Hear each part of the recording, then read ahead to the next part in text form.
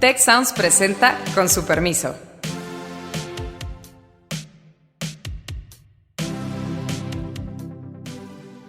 Con su permiso, yo soy Alejandro Poiré, muchas gracias por acompañarnos. Hoy vamos a hablar del PRIAN. Así está el Partido Verde y unos cuantos otros que están por ahí, pues no tan comprometidos con su ideología, más que nada pues entran en esas coaliciones súper raras. Además, para estos tres partidos, vayan juntos o no vayan juntos, son catalogados como PRIAN. La narrativa ya está construida. Quizá la lealtad de los votantes panistas es, bueno, sí, el PRI es odioso, pero está peor López Obrador. Qué bueno que nos acompaña. En esta ocasión no está con nosotros Héctor Villarreal, pero con Beata Boina y Carlos Elizondo vamos a analizar esta decisión histórica por parte del Partido Acción Nacional y del PRI de forjar una alianza pues prácticamente nacional de cara a las elecciones del 2021. Todavía no se define exactamente el número de distritos en los que estarán juntos PAN, PRI y también el PRD, o lo que queda del PRD, pero se habla de 100 distritos de los 300, 150 en otros reportes, y alianzas en varios estados, Tlaxcala, Zacatecas y quizás otros. Todavía está por definirse algunos de los detalles, pero lo que es un hecho es que Acción Nacional ya dijo que sí a esta posibilidad y ha puesto en manos del presidente de su Comité Ejecutivo Nacional la negociación de esta alianza, y eso ha traído consigo, además, pues la reacción en parte con sorna, quizá con molestia, pero ciertamente muy clara del presidente López Obrador, por un lado, y que también trajo consigo una respuesta del INE advirtiéndole que quizá no se debe de meter en temas electorales. Así es de que, pues está interesante esta decisión del PRI, del PAN.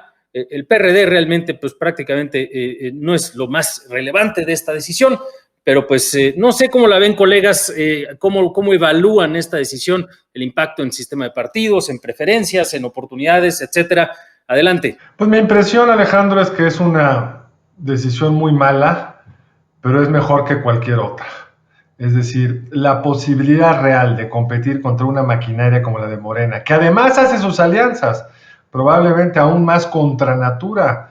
Tú recuerdas lo que decía el observador del Verde, hoy es su amiguito más cercano. Entonces, si del otro lado andan jugando a las alianzas, si además el INE y el tribunal les dieron 3 partiditos más para jugar al juego de que somos todos los amigos de la Cuarta Transformación, el juego de ir solitos cada uno por su lado, por supuesto respetaba su identidad, pero los iban a barrer en casi todos los distritos. Que no está ganada la fórmula esta, que tiene unos retos enormes hacia adelante, sin duda, pero me parece que por la experiencia de partidos, movimientos como el de Morena, AMLO, se requiere una unidad de la oposición para no ser simplemente aplastados. Sí, yo creo que sí, efectivamente hay muchos argumentos a favor y hay obviamente una gran cantidad también de argumentos en contra. O sea, el principal a favor es eso de, pues, ser un contrapeso fuerte, realmente fuerte,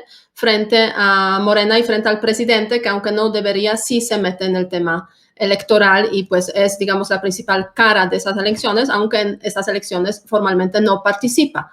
En ese sentido, pues se entiende que los partidos que solos tendrían pocas posibilidades de ganar, pues puedan llegar a ese tipo de acuerdos, y la verdad es que, bueno, es un acuerdo un poco raro porque es partido, digamos, de izquierda y partido de derecha. Ya si hablamos de, digamos, de las orientaciones, aunque aquí en México, pues no necesariamente esas orientaciones, digamos, ideológicas pues, están al 100 en todos los partidos. Entonces, un partido de derecha con un partido de izquierda se unen precisamente para hacer frente al partido del gobierno.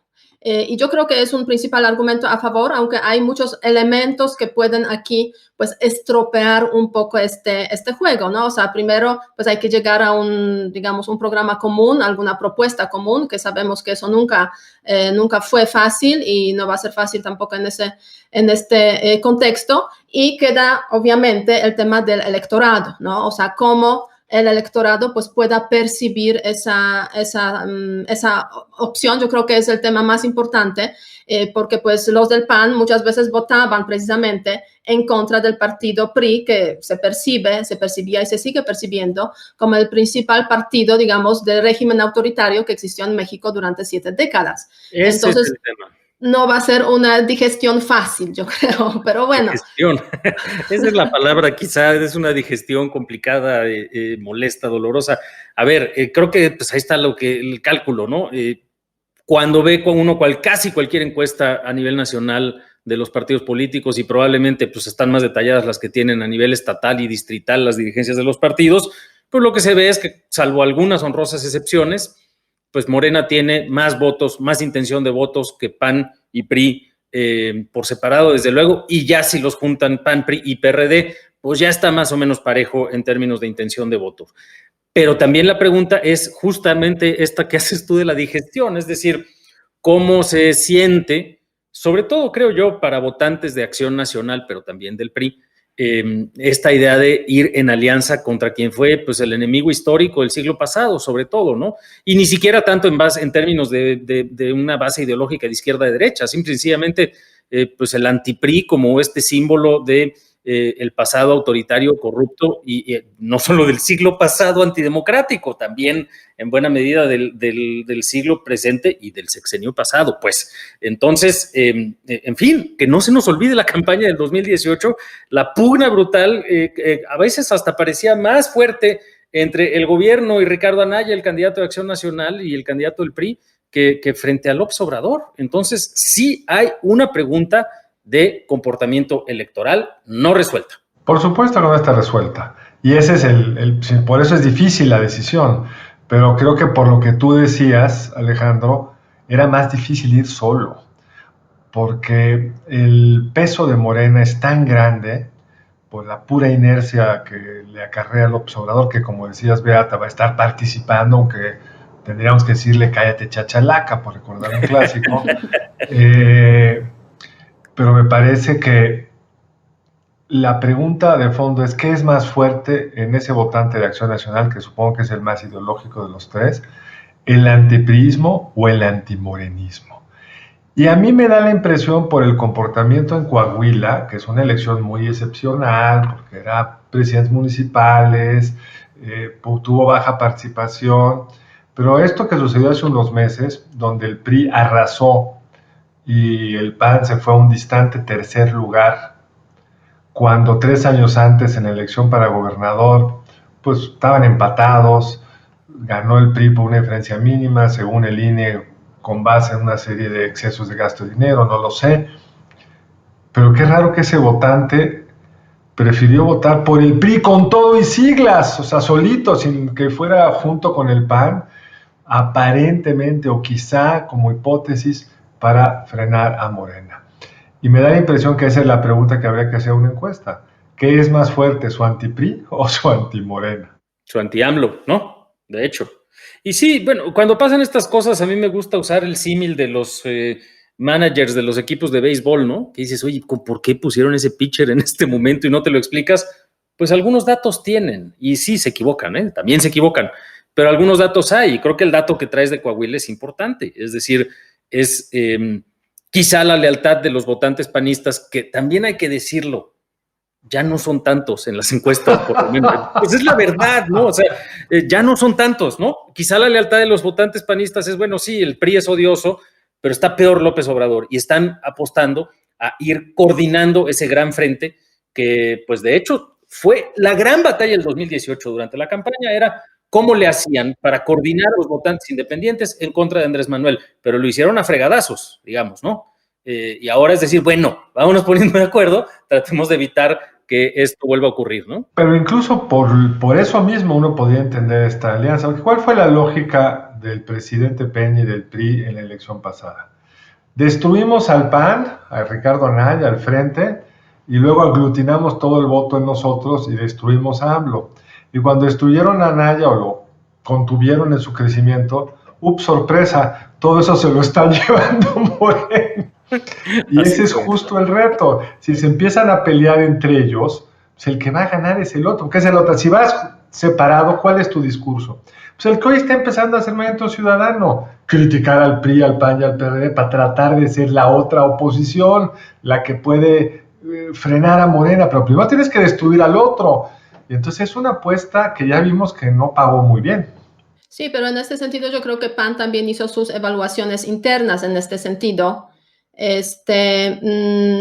sobre pues qué tanto realmente los votantes del PAN pueden sacrificar su identidad interna y pues votar a un candidato común, ¿no? Me imagino que lo hicieron, este tipo de evaluaciones, habrá que ver cómo al final pues se presentan esos casos. Depende mucho también de quién va a ser el candidato común, me imagino, ¿no? Porque aquí pues hay mucha variabilidad y se puede llegar a unos acuerdos muy buenos y quizás otros estados donde no necesariamente, otros puestos. Yo creo que esa va a ser la clave. ¿A quién escogen en qué lugar? Y esa es la negociación, por lo que no podemos dar ahorita números, nombres, cuántos distritos están en eso. Sí. Y el PRD en algunas, aunque parezca increíble, suma. Sí, claro. Quizá en otros lugares, Michoacán se lo pueden arrebatar, porque es un estado donde las preferencias políticas están muy, muy pulverizadas. Entonces, si alguien logra hacer una coalición fuerte, a lo mejor frenan en Michoacán a Morena, incluso en algunas delegaciones de la Ciudad de México o alcaldías, como se dice ahora, que es lo que son ahora. Y un tema, Beata, rápido sobre la ideología de los partidos. Sí es complicada, pero la coalición más dispar es entre el PT trotskista y el Partido Encuentro Social Evangélico. No, por eso digo que aquí todo pasa, ¿no? Pasa todo. Y el único partido verde del mundo que es todo menos un partido ecológico, ¿no? Oye, es todo menos que partido, es una empresa. Es una entidad de interés público, dice nuestra Constitución, querido doctor. Bueno, esos pequeños partidos pues tienen su papel obviamente en el sistema de partidos políticos, son como partidos bisagra, ¿sabes?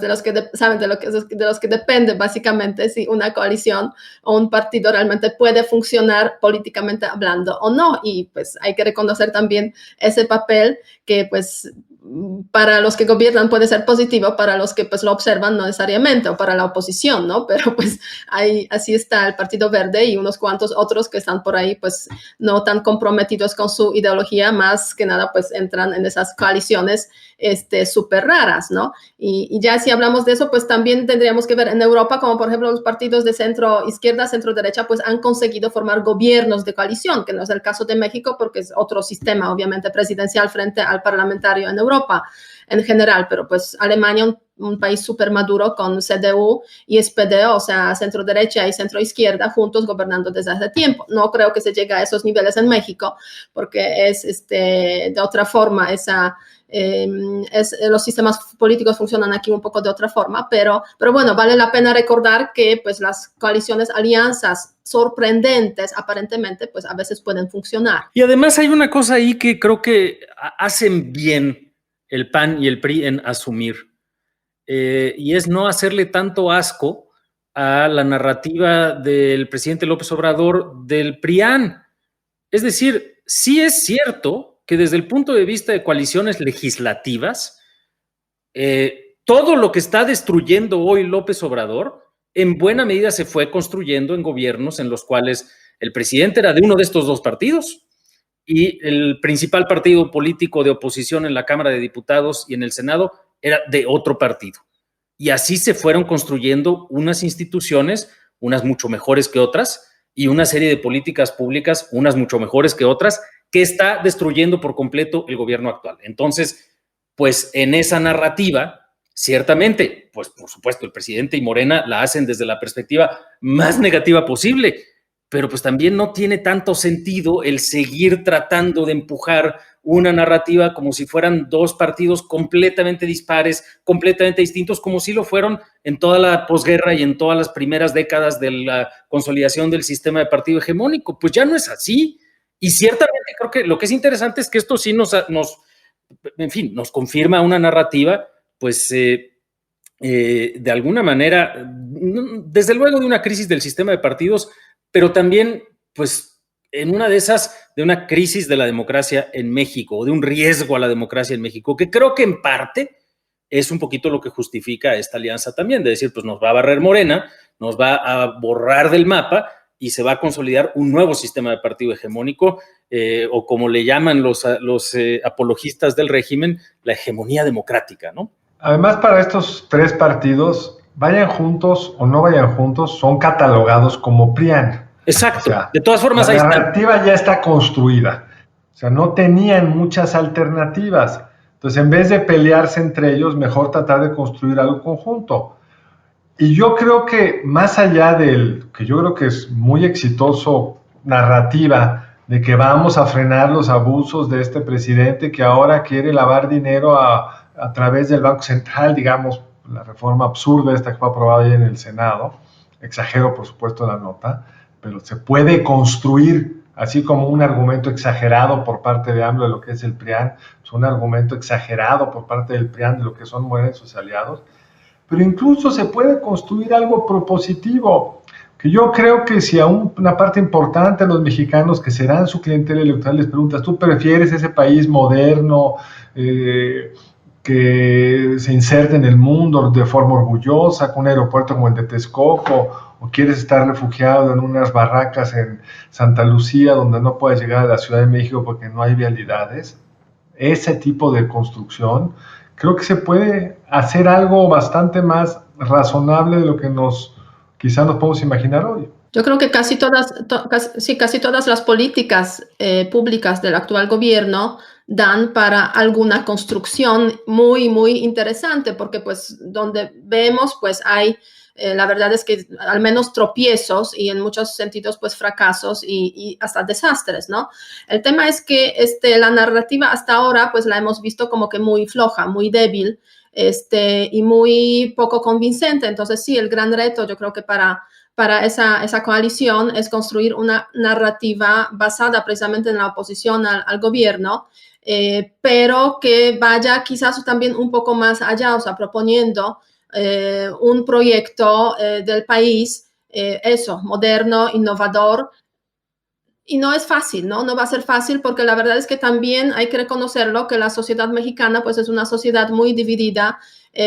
No todos los mensajes que quizás nosotros percibimos como los mensajes correctos, pues llegan a muchos grupos de la población. Entonces, en ese sentido, sí, identificar bien esos grupos, tipos de mensajes y captar a los electores que están, o sea, descontentos, porque hay un grupo amplísimo de los electores descontentos, los que han votado, digamos, por el cambio, han votado a Morena en su momento, y eso sería pues la gran tarea para los próximos meses. Como digo, no va a ser fácil, porque pues a veces esos partidos como que se meten también, se enredan en esos temas personalistas propios, ¿no? Y creo que esa es la clave, para mí esa es la clave, que no sea solamente la narrativa anti-AMLO, sino que sea una narrativa sustantiva que vaya a las preocupaciones de las personas que han votado por López Obrador y le han sostenido relativamente alto en aprobación presidencial. Es decir, ojalá lo logren. Lo que es un hecho es que hasta ahorita no han dado pie con bola. Pues en este momento el presidente está en una aprobación robusta. Viene además una etapa en donde probablemente lo hagan tan mal como han hecho todo lo que tiene que ver con el sector salud, pero al final del día va a iniciar la vacunación en contra del COVID-19. Eso va a generar cierta expectativa favorable. Ya está anunciando López Obrador que quieren aumentar el salario mínimo para el próximo año. Es decir, va a tener atributos el gobierno. A pesar del desastre en términos de su gestión, va a llegar con atributos hacia el 2021. Entre otras cosas, porque como la pandemia trajo la crisis económica global, nadie se acuerda que ya antes veníamos en recesión generada por el gobierno actual. Entonces, más le vale a esta nueva coalición del PRI, del PAN, del PRD, además de elegir bien los candidatos, como bien lo decía Carlos, ¿no? En algunos lugares el PRD sí tiene fuerza, en otros más bien PAN, en otros más bien PRI, etcétera. Además de hacer bien esa selección, tener una narrativa que sea una oferta alternativa genuina y que no sea una oferta elitista, porque nosotros corremos el riesgo, además de que, pues como leemos las columnas y escuchamos a los expertos o a las expertas y estamos justamente en ese entorno en el que pues ya de alguna manera se descuenta todo lo malo que representa el gobierno de López Obrador y de Morena, pues a veces se nos olvida que es el gobierno que generó esa cantidad de votos en el 2018 y un porcentaje de aprobación importante. Y entonces hay que retomar una narrativa de propuesta con base en las expectativas, las necesidades y las preferencias de la mayoría de la población. Ni el PAN ni el PRI están ahí, y ni el PRD, pero ciertamente ya juntos, quizá, ese es el gran reto, construyan algo que es lo que ha explicado el crecimiento de la aprobación de López Obrador, una oposición. Hoy no la hay, y Ahora, es un intento. Aquí hay dos problemas, yo creo. El primero es que en una elección intermedia, por definición, la oposición no tiene una sola voz, porque pues, hay un candidato gobernador por acá, uno por allá, etcétera. La única elección intermedia que se volvió realmente que le dio una capacidad a la oposición de construir esa narrativa fue la del 97, porque había por primera vez elecciones en la Ciudad de México. Y Cuauhtémoc Cárdenas logró como hacer de la elección de la Ciudad de México algo más que la Ciudad de México. Es un retote que tiene la oposición, no tienen, digamos, gente bien definida. Pero yo creo que el tema importante es que tienen estructuras, ¿no? O sea, en general, cuando hablamos del PRI y del PAN, pues tienen estructuras locales, digamos, estatales, regionales, que están bastante bien definidas, mientras que el partido Morena, pues está por ahí, digamos, con sus luchas internas que también hay que tomarlo en cuenta. Eso quizás podría ayudar un poco, digamos, a la oposición a generar esa presencia, no necesariamente el discurso. Y va a ser un reto bien interesante de esas estructuras, porque en algunas de esas estructuras se van a complementar muy bien, donde haya candidaturas más o menos claras, pero en otras se van a dar hasta con la cubeta también, porque van a tener que elegir entre una u otra alternativa. Y ese es el punto de lo que hablaba Carlos hace un momento, ¿no? Todavía no sabemos cuántos distritos ni si se van a ampliar a todos los estados, pues porque hay muchas aspirantes y eso pues no va a estar tan sencillo de definir. Y la pregunta es si van a tener esta narrativa integradora y quiénes la van a llevar a cabo. Yo no sé si vaya a ser Ricardo Anaya, que pues ya lleva varios videos anunciándose como pues, su retorno a la política, o quién por parte del PRI, Alejandro Moreno, o quién. Y pues eso va a estar muy interesante y muy complicado. Con otro dato también que hay que mencionar, se han publicitado las reuniones entre Margarita Zavala y el Marco Cortés, presidente del PAN, en este intento por retomar la participación de México Libre, los Calderón y todos los aliados que generaron en el partido, que al final del día, como bien decía Carlos, pues el tribunal le acabó dando a los aliados de Morena y quitando a sus adversarios en estas definiciones. Y bueno, pues pareciera ser que esa es la lógica de construir este gran frente opositor a Morena, al Verde, al PES y a sus nuevos pequeños aliados, ¿no? Y va a depender, como decían, de cada estado. Por ejemplo, si uno ve un estado como Sonora, donde hay un candidato muy fuerte por el lado de Morena porque fue secretario de Seguridad Pública, no porque haya sido un gran secretario de Seguridad Pública, sino todo lo contrario. No porque tenga mucho arraigo local, porque nunca ha sido realmente un político de Sonora, pero trae el apoyo del presidente y trae la marca de Morena. ¿Cuánto le va a dar? Las encuestas te dicen que no le da para ganar más del 50%, 30 y algo, 40. Por el otro lado, hay dos partidos que han gobernado históricamente, PAN y PRI, que internamente en ese estado se están poniendo de acuerdo para ir juntos. Ahí va a jalar lo que decías tú de las estructuras, porque están decidiendo ellos, no te lo van a decidir desde arriba, tiene que ser decidido ahí. Y cuando ya los pones a los dos juntos, además los dos candidatos del PAN y del PRI son primos o algo así, tienen el mismo apellido, pues quizás sí son competitivos. Solos iban a perder, estaban condenados a ser derrotados, creo yo. Y anda por lo mismo Durazo buscando el apoyo del Verde, lo que se pueda, para ir juntando una estructura y una capacidad de maniobra un poco mayor. Y sí creo que eso va a definir muchas entidades. Así es, pues la semana pasada les preguntamos sobre su opinión respecto a la perspectiva de la economía de nuestro país durante 2021 y solamente el 12% de quienes respondieron la ven optimista, un 45% pesimista y un 43% incierta.